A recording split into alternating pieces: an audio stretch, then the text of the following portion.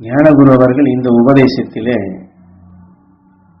அவருடைய குருநாதர் மாமகரிஷி ஈஸ்வராய குருதேவர் அவருக்கு எப்படி உபதேசித்தார், அவருக்கு எப்படி விளக்க உரை கொடுத்தார்.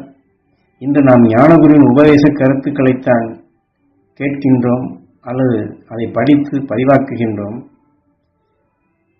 குரு வழியில், ஞானகுரு வழியில் நாம் இதை கேட்டாலும் நுகர்ந்தாலும் படித்து நாம் தெரிந்து கொண்டாலும் ஞானகுருவிற்கு குருநாதர் ஈஸ்வரன் பற்றி எப்படி சொல்லிக் கொடுத்தார் என்பதை அதையும் இந்த உபதேசத்தில் விளக்க உரை கொடுக்கின்றார்கள்.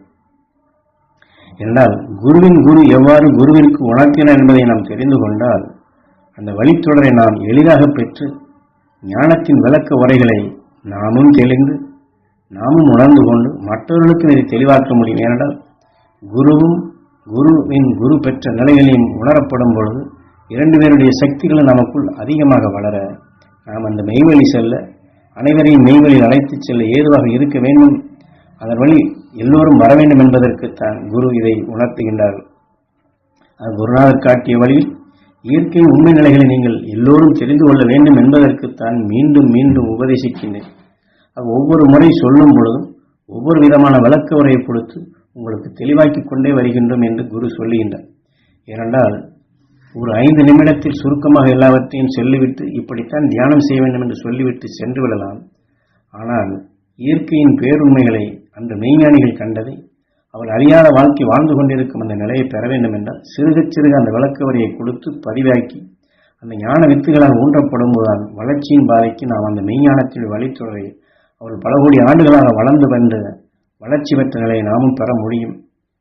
ஏனென்றால் குருநாதர், அதாவது ஈஸ்வர பற்ற முதலில் எனக்கும் ஆரம்பத்திலே ஒவ்வொன்றாக அது சொல்லி அதற்கு பின் விளக்க உரையாக கொடுத்துதான் என்னை தெளிவாக்கி வளர்ச்சிக்கு கொண்டு வந்தார்.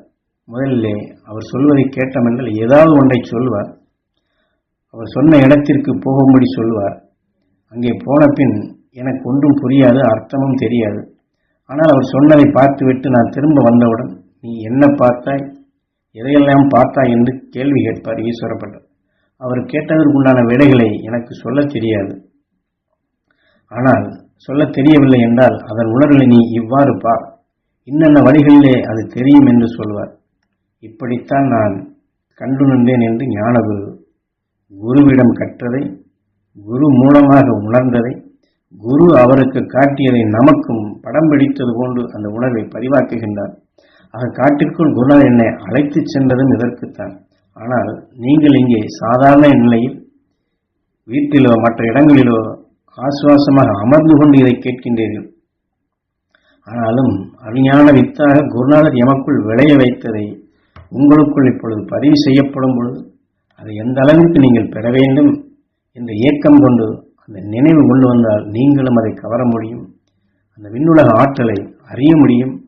அறிஞானிகள் பெற்றதை நீங்கள் நிச்சயம் பார்க்க முடியும். ஒரு வெளிச்சத்தை போட்டால் அங்கே இருக்கக்கூடிய இருள்கள் மறைகின்றது, சகல பொருள்களும் கண்ணுக்கு தெரிய வருகின்றது.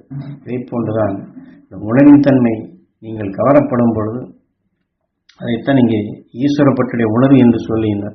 அந்த உணர்வுகளை நீங்கள் கவரப்படும் பொழுது உங்களை அறியாது அந்த இருளை மாய்க்க முடிகின்றது. உங்களை நீங்கள் அறியும் ஆற்றல் பெருகுகின்றது. அதன் உணர்வின் வலிமை கொண்டு இந்த காற்று மண்டலத்திலே மறைந்துள்ள தீமைகளையும் சரி மற்ற எத்தகைய இருளையும் அகற்ற முடியும். பேருண்மைகளை அறியவும் முடியும். உயிருடன் ஒன்றும் உணர்வுகளை ஒளியின் சிகரமாக மாற்றிய அந்த மகரிஷி அகசியுடைய உணர்வுகளை நீங்கள் நுகர்ந்து அதை கவரும் அந்த ஆற்றல், அந்த கவரக்கூடிய சக்தி நீங்கள் பெறுவதற்குத்தான், உங்களை கவர செய்வதற்குத்தான் ஞான வித்தாக இதை உங்களுக்குள் ஊன்றுகின்றேன் என்று ஞானகுரு சொல்லுகின்றார். எனக்கு குருநாதர் அந்த வித்தை எப்படி பதிவு செய்தாரோ, ஞானிகளின் வித்தை விளைய வைக்கும் பருவத்தை ஏற்படுத்தினாரோ, அதை நினைவுகொண்டு வளர்க்கப்படும் பொழுது நான் அதை காண முடிந்தது பரிபூர்ணமாக.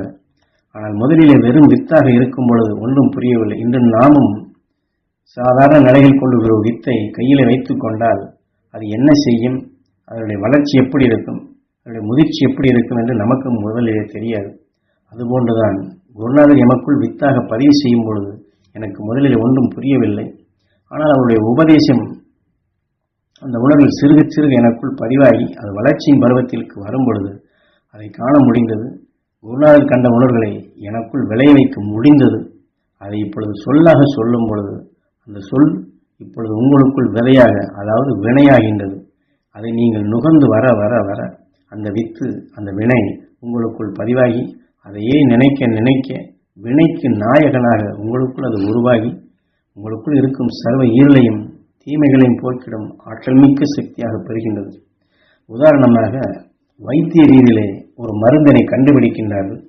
அந்த மருந்தினை கண்டுபிடித்து இந்த மருந்து இந்த நோயை போக்கும் என்று சொல்லிக் கொடுக்கின்றார்கள். இதை போல மெய்ப்பொருளை கண்டுணர்ந்த மெய்ஞானம் பெற்ற அந்த மாமகர்ஷிகள் வெளிப்படுத்திய உணர்வலைகள் அலைகளாக இங்கே படர்ந்திருப்பதை குருநாதர் எம்மை கவரும்படி செய்தார். அந்த அழியான வித்தாக எமக்குள் விளைய வைத்தார். அவர் விளைய வைத்ததை எனக்குள் பதிவு செய்து அது எனக்குள் விளைவிக்கும் ஆற்றலை பெருக்கப்படும் பொழுது மெய்ப்பொருளை, அந்த மெய்ஞானத்தை குருநாதர் வழிகளில் நான் காண முடிகின்றது. அதே போன்று குருநாதர் கொடுத்த அந்த அழியான வித்தினை இப்பொழுது உங்களுக்கு தொடர்ந்து பதிவு செய்யப்படும் பொழுது உங்கள் வாழ்க்கையில் அறியாது வந்த சகல தீமைகளையும் போக்க முடியும். உயிரோடு ஒன்றும் உணர்வுகளை ஒளியாக மாற்ற முடியும். என்றும் பேரருள் பேரொழியாக நீங்கள் வாழ முடியும்.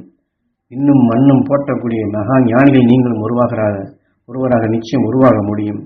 மகிழ்ச்சி நல்வட்டத்தில் நாம் இணைந்து வாழ முடியும் என்று ஞானகுரு குரு அவருக்குள் விளைய வைத்ததை, தனக்குள் விளைய வைத்ததை, அவர்கள் இருவரும் உருவாக்கிய அந்த வித்தை நாம் வளர்க்க வேண்டிய முறைகளை, அதை நாம் வளர்த்தால் நாம் ஒரு வழியில் எவ்வாறு செல்ல முடியும் என்பதையும் இந்த உபதேசத்தில் நமக்கு தெளிவாக்குகின்றார்கள்.